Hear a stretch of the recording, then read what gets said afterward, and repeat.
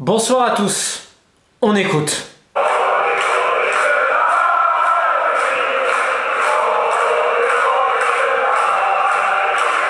Glory, glory to the Ibis, sunshine on leaf tonight. Le football écossais est là. J'ai donc sorti mon maillot d'Hibernian, club de la capitale à Édimbourg, des deux grandes équipes avec Heart of Midlothian de l'autre côté.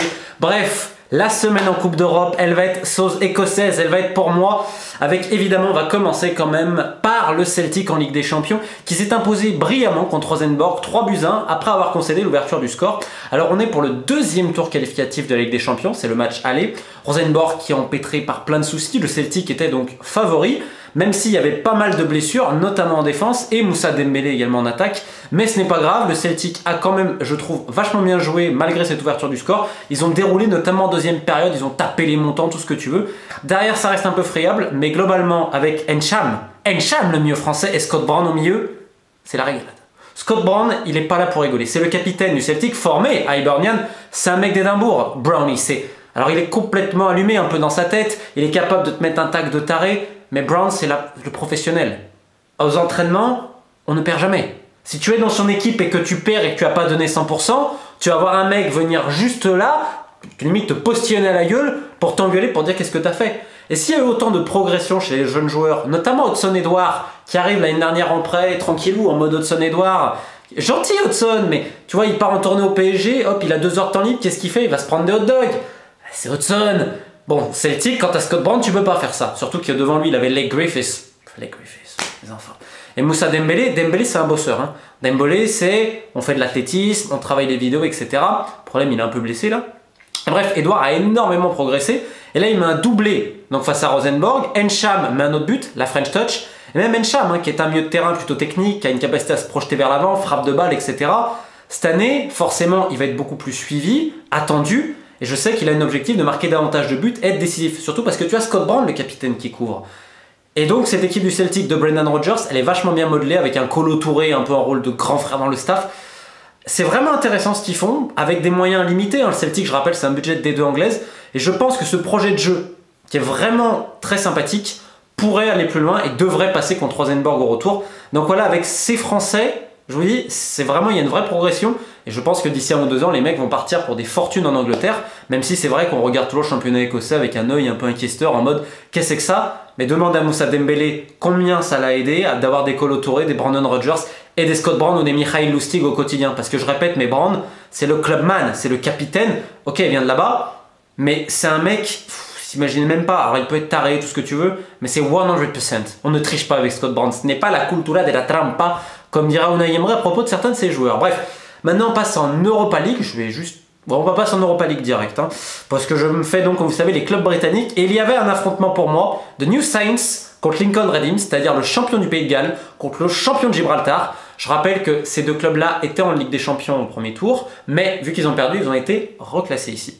Alors, j'ai regardé le match en même temps que j'avais quelques appels. Lincoln, les Gibraltariens, en première période, ils ont déroulé. Hein. Alors, ils perdaient peut-être 1-0 à la mi-temps. Non, ils ont égalisé, je dis une bêtise, ils ont égalisé. Donc il y avait 1 à la mi-temps, mais ça jouait. Hein. Ils les ont fait balader. Le problème, c'est que les New Saints, ils ont des gabarits.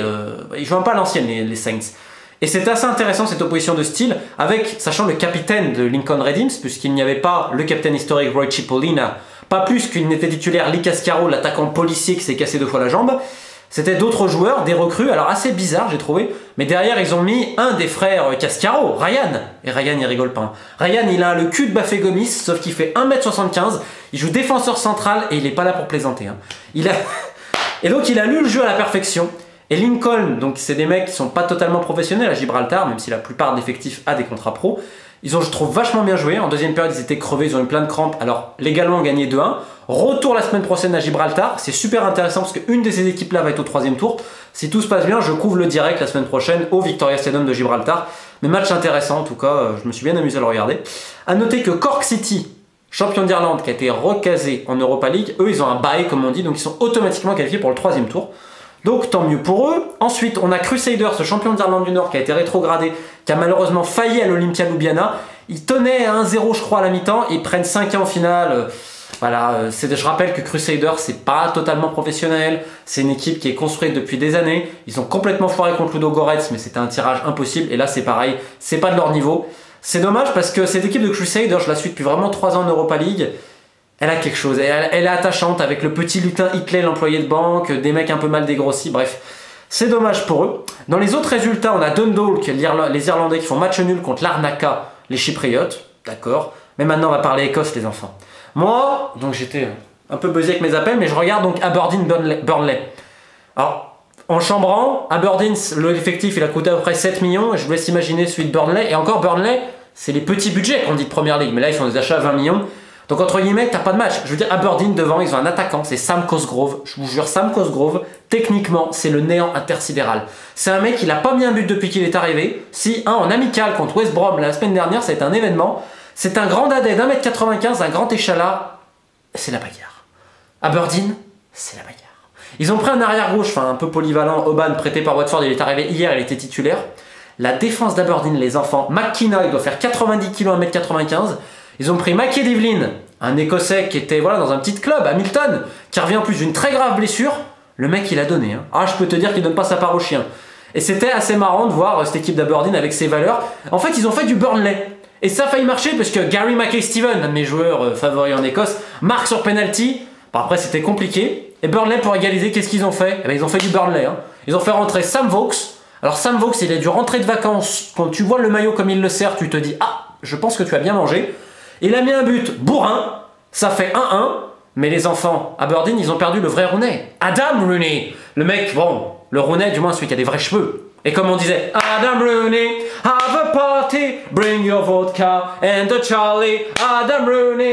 Oh, attends, c'est quoi le chant de Niall McGinn, l'Irlandais, l'ailier d'Aberdeen? He plays left, he plays right. He makes un truc du genre, on dirait que Ronaldo est une merde à côté de lui. Niall McGinn! Niall McGinn, il est encore là, lui. Il a failli marquer, il a été bon, mon McGinn. Il n'a pas manqué grand-chose à Aberdeen pour tenir, mais Aberdeen, ils ont joué en mode bourrin. Honnêtement, c'est une ode au football d'antan. Et c'est une ode à Neil Cooper, légende parmi les légendes d'Aberdeen et du football écossais. Vainqueur de la Coupe d'Europe, des vainqueurs de coupe avec cette équipe d'Alex Ferguson. Mort il y a pas longtemps. Et donc, Pittodrie, le stade d'Aberdeen qui est magnifique. J'y suis allé, je me rappelle, il y a 3 ans. Aberdeen Karat Almaty. Le bois qui vrille, cet écho, une partie du stade qui n'est pas couverte. Oh, les lanternes du nord d'Aberdeen, cette ville au nord, c'est un nord-est de l'Écosse, cette cité pétrolière industrielle, les docks. Putain, c'est bon Aberdeen, c'est bon. Alors bonne chance à eux à Turf Moor, un vrai stade aussi à Burnley. C'est un vrai duel ça. Donc on verra Battle of Britain comme on dit. Et comme ils chantaient les fans d'Aberdeen, 1-0 for the Sunday League, parce que tout le monde se fout de la gueule du championnat écossais. Et les mecs ils tiennent la tête à une équipe de première ligue avec leur budget de D3 ou D4 anglaise, avec des mecs qui viennent de D3 D4 anglaise. Grande Aberdeen, grande. Côté écossais, les Rangers de Steven Gerrard sont allés gagner péniblement, mais ils ont gagné chez les Croates de Osijek. Alors on va dire c'est 15-0, ils n'ont pas très bien joué. Ouais, mais avant les Écossais, souvent ils perdent dans ces matchs-là. Donc c'est un très bon résultat pour les Rangers. Souvent en Écosse, on est bon à domicile et catastrophique à l'extérieur. C'est Morelos, le Buffalo. Et Buffalo et Colombia qui marque sur une passe du nouveau capitaine Tavernier. Solide les Rangers, solide. Pas exceptionnel, mais c'est ce qu'il fallait. Très bien. Et enfin les derniers, les enfants. Les Ibis. Les Ibis, attendez, je vous remets un petit peu parce que là je suis... J'aurais pu vous mettre les Proclaimers, le groupe écossais avec I wanna be, when I get drunk, when I know I'm gonna be the man who goes alone with you, and I would walk 500 miles. 500 miles, Ibis, ils perdaient 2-0 à la mi-temps face aux Grecs j'ai perdu le nom du club, donc je vais vous le trouver quand même, je m'enflamme un petit peu, de Asteras Tripolis, et gagne 3-2. Mais ça, c'est tout Hibernian, à l'image de son entraîneur Neil Lennon, l'ancien du Celtic. Un peu taré, tout ce que tu veux, une équipe offensive joueuse.